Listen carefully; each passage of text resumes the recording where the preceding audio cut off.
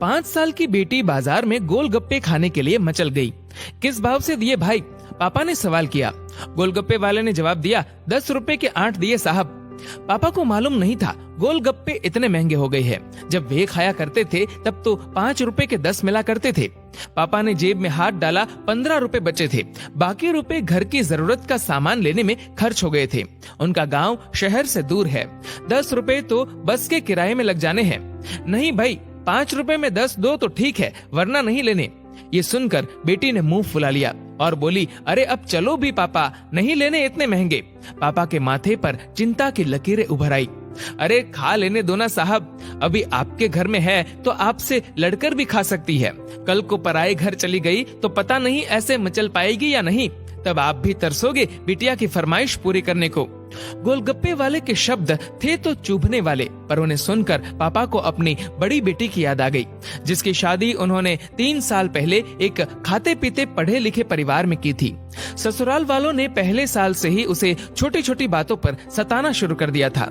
2 साल तक वह मुट्ठी भर भर के रुपए उनके मुंह में ठूसता रहा, पर उनका पेट बढ़ता ही चला गया और अंत में एक दिन सीढ़ियों से गिरकर बेटी की मौत की खबर ही मायके पहुंची। आज वह छटपटाता है कि उसकी वह बेटी फिर से उसके पास लौट आए और वह चुन चुन कर उसकी सारी अधूरी इच्छाएं पूरी कर दे, पर वह अच्छी तरह जानता है कि अब ये संभव नहीं है। दे दूं क्या बाबूजी? गोलगप्पे वाले की आवाज से पापा की तंद्रा टूटी। गोलगप्पे वाले से बोले, रुको भाई 2 मिनट।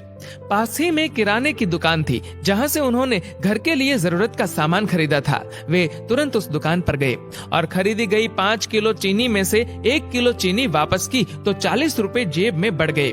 फिर ठेले पर आकर पापा ने डबडबाई आंखें पोंछते हुए कहा, अब खिला दे भाई।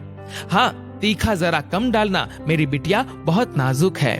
ये सुनकर 5 वर्ष की गुड़िया जैसी बेटी की आंखों में चमक आ गई और उसने पापा का हाथ कसकर पकड़ लिया। जब तक बेटी हमारे घर है उसकी हर इच्छा जरूर पूरी करे, कोशिश करे उसे हर संभव खुशी देने की। क्या पता शादी के बाद उसकी कोई इच्छा पूरी हो पाए या ना हो पाए। ये बेटियां भी कितनी अजीब होती है। जब ससुराल में होती है तब मायके जाने को तरसती है, सोचती है कि घर जाकर माँ को ये बताऊंगी, पापा से ये मांगूंगी, बहन से ये कहूंगी, भाई को सबक सिखाऊंगी और मौज मस्ती करूंगी। लेकिन जब सच में मायके जाती है तो एकदम शांत हो जाती है, किसी से कुछ भी नहीं बोलती, बस माँ बाप भाई बहन से गले मिलती है, बहुत खुश होती है। भूल जाती है कुछ पल के लिए पति और ससुराल, क्योंकि एक अनोखा प्यार होता है मायके में, एक अजीब कशिश होती है मायके में। ससुराल में कितना भी प्यार मिले, माँ बाप की एक मुस्कान को तरसती है ये बेटियां। ससुराल में कितना भी रोए पर मायके में एक भी आंसू नहीं बहाती ये बेटियां, क्योंकि बेटियों का एक भी आंसू माँ बाप भाई बहन को हिला देता है, रुला देता है। कितनी अजीब है ये बेटियां, कितनी नटखट है ये बेटियां, भगवान की अनमोल देन है ये बेटियां। हो सके तो बेटियों को बहुत प्यार दे, उन्हें कभी भी न रुलाए, क्योंकि ये अनमोल बेटी 2 परिवार जोड़ती है, 2 रिश्तों को साथ लाती है अपने प्यार और मुस्कान से।